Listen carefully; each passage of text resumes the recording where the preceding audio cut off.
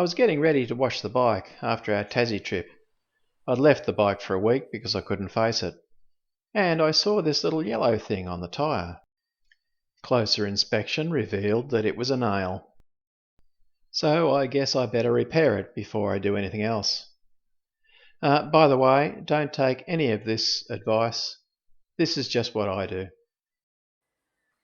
So this is what I need. I need a reamer. I need some tyre repair plugs. These are the ones I like, the ropey ones, rubber cement, and an insertion tool. I carry a similar kit on the bike, but I couldn't be bothered getting it out of the bike, so I just use the one that I keep in the car. If you do this sort of thing and notice it when you're at home, you're better off using the stuff that you've got on the bike to make sure you've got everything you need if you have to do it on the side of the road. So I have a cute little nail that had a yellow top on it. Don't really know what that thing was. It's easier to do the job when there's air in the tyre, so I prepare everything before I pull the nail out. It takes a bit of faffing around to get that little ropey thing in the insertion tool, but it's not too bad.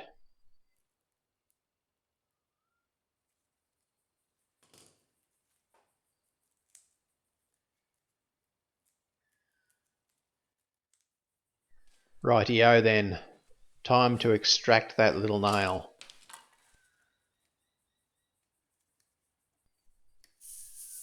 I'm trying to get the reamer into the hole as soon as I pull the nail out. That way I lose the least pressure in the tyre. Now these are steel belted tyres, so it's quite difficult to get the reamer in and then ream out the hole to the correct size. If you don't do this, the plug won't go in. It takes a bit of effort, but I finally get to the point where I can move the reamer in and out to get the hole correct. If I don't do a good enough job of this, I won't get the plug in.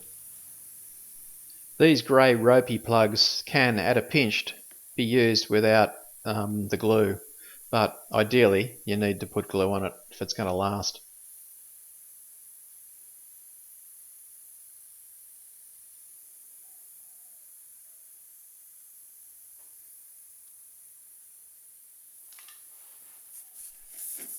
Notice I haven't pulled the reamer out until I insert the plug. And the plug goes in relatively easy because I've done the job of reaming correctly. The insertion tool allows the plug to slide off the end of the tool when you pull it out. So I just hold the plug with my thumb to make sure it stays in place as I pull the insertion tool out.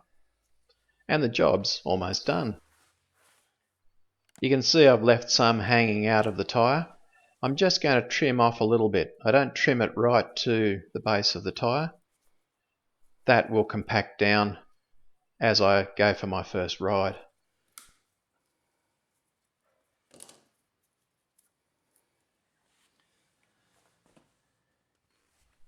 Rightio, time to pump the tyre up. Again, if I'd never done this before, I really should use the pump that I carry on the bike to make sure that I can do this on the side of the road. But this pump's quicker than the one I carry on the bike, so lazy me just uses it instead. I've put a link at the end of this video to show the performance of the tyre pump I carry on the bike. There you go, the job's done. I certainly wouldn't expect you to follow my practice, but that plug is staying there for the life of the tyre. I've used these for a number of years and found them to be excellent. So I'm happy to take the risk, but you definitely shouldn't.